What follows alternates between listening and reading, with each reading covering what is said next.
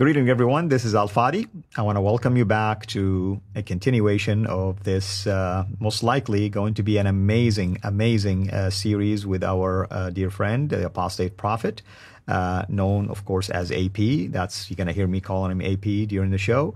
He's with us here to continue our discussions about what we call the Kaaba problem.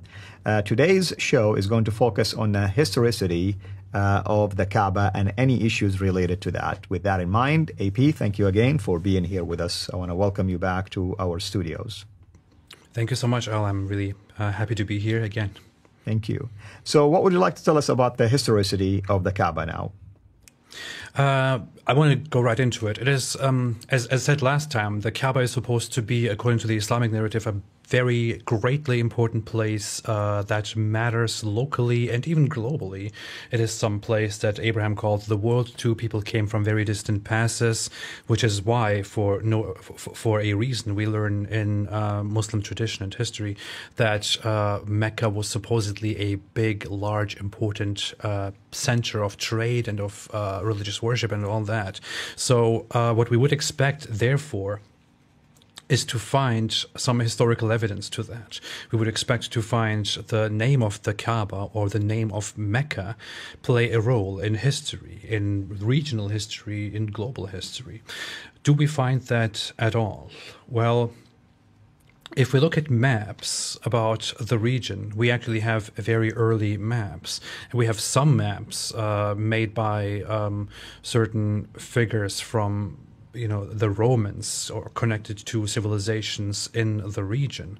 When we look at the maps, we do not find a significant place known as Mecca. If we look at the history of empires and of kingdoms that conquered regions, we do not find that Mecca was a location or that there was a city in that region that was a place of a desire. In history, it is known that big kingdoms and big empires did go for specific locations, for seats, for cities that played great importance, because that meant power. Taking control of a place of trade or of worship means power.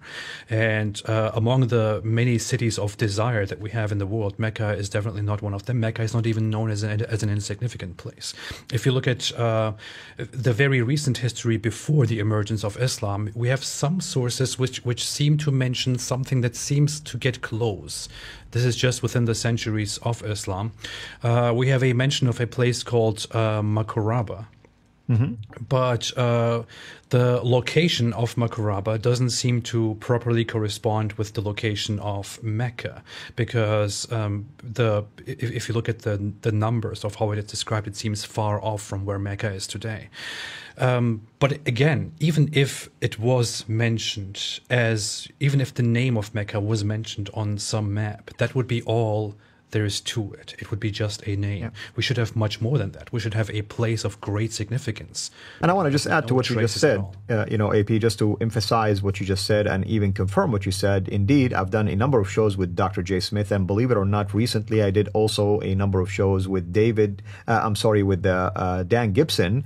And he did mention, of course, both, obviously, Dr. J. Smith and Dan, that Mecca wasn't even on the map. And in fact, some of the descriptions of Mecca, like Al-Mukarrama, for instance, are applicable to Petra. One can make an argument that it's applicable to Petra, which was more prominent than Mecca itself. So indeed, what you're mentioning here is eye-opening. Yeah. Thank you so much for that. We also have something else, which is we have some reports apparently of descriptions of the regions of Arabia. And what we apparently have is that there is a place that people go to worship. But, that's all we have. And some people actually try to bring that up to say, well, this is obviously referring to Mecca. But how do we get to that conclusion? Exactly. I mean, there can be so many places that may be referred to as places of worship in Arabia. In fact, we have an early Muslim source, an early Muslim historical source, which deals with idolatry, with non-Muslim pagan religions, which is known as the Book of Idols. In this Book of Idols, in Arabic known as Kitab al-Asnam, I think. And what we see, yes. Asnam, yeah. What we see in this book is that that there are temples throughout Arabia that are mentioned in the time of Islam. Some of them did still exist in the time of Islam and were slowly taken over and eradicated with the spread of Islam. Some of them, some old ones that existed before Islam, long before Islam, are shown there. Some of these places, some of these temples are described as cubes, as a Kaaba. One very significant reference in that book and in other sources as well, and even in Islamic sources, is a cube, a temple, a place of worship mentioned in Yemen. In fact, we even have certain hadiths to this, and in those hadiths it has a name. It is known as Dhul Khalasa, which is supposed to be a temple, a cube that is in Yemen, where people go to worship and where people also go in circles around. In fact, if we look at one certain hadith, we see that Muhammad makes a prophecy where in the future, before the day of judgment, the women of the Daus tribe will, go around Dhul Khalasa while shaking their bottoms. That's how he describes it, which seems very similar to descriptions of what the pre-Islamic pagans would do around the Kaaba in Mecca, for example, according to the Islamic narrations. So, temples, cubes, did exist throughout Arabia. By the way, this Dhul Khalasa in Yemen is also one that Muhammad had destroyed, which is a whole different story. We could extensively just go into that alone. Muhammad rises to power and asks one of his loyal companions and says, "Will you not relieve me from Dhul Khalasa?" And his loyal soldier, fighter, then goes to Yemen and destroys Dhul Khalasa, destroys this Kaaba, which is in Yemen, and according to the hadith, kills everyone who is present there and comes back. And what Muhammad says is, "Thank you, may Allah bless you." So this is how Muhammad deals with this other Kaaba. So what we see from here is that there is a Kaaba which also has a rock, a stone, according to the traditions. And we have such temples all around Arabia. This is of significance. We have temples dedicated to different gods and goddesses in Arabia, which Muhammad destroys throughout his brief history of prophethood.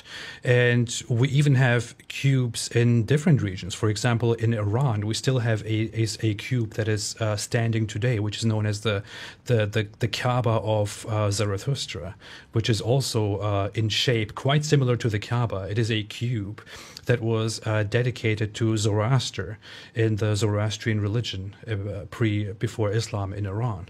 So we have this practice of such temples, of such cubes throughout these regions, which is why a description of a place of worship, even if it was found in old sources, could be referring to any temple there, and we don't have any significant source which ever points us at any significant temple somewhere in a significant place called Mecca. One final thing that I want to add before we wrap this up, which is we obviously have the history of the Roman Empire and the Persian empires, which fought really hard to gain control over these regions and to take control of anything that is significant in the region. The Romans came down to Arabia, and the Romans never went further than Hegra, which was the last significant place to them which they could take control over. We have the borders end right there. They would only have to go a little bit more to the south to take control of Mecca, but they never did. Why? But the Romans would take anything. Well, because there was nothing of significance down there to take. That's right. That's right. It would have been, if it was a significant city and they would have noticed that a lot of people are visiting it, they would have taken advantage of that, at least for taxing purposes, you know?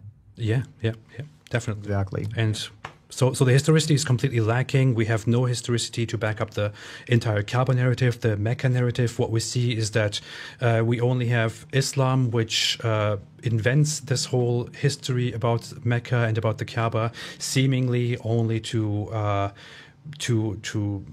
make the Islamic religion and the Islamic history justifiable and significant.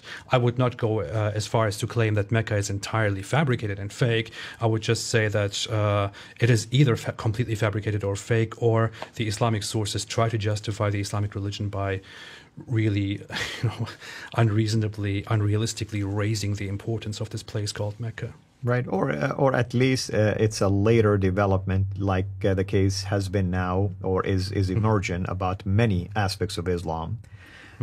So what are we going to cover next time?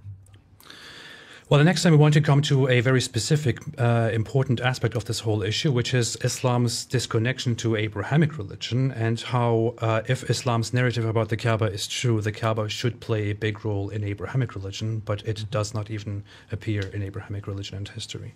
Wonderful. Thank you so much, AP. Thank you, everyone, for watching. As always, we encourage you to leave us any comments, reach out to us, reach out to AP with any comments or points or even arguments or objections related to this particular topic. Until we meet again next time, everyone have a blessed day.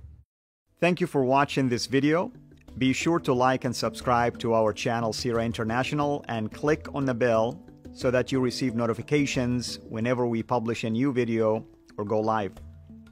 I would also like to appeal to you to consider becoming a Patreon patron by clicking the link right below. By doing so, you can give towards the production of these videos.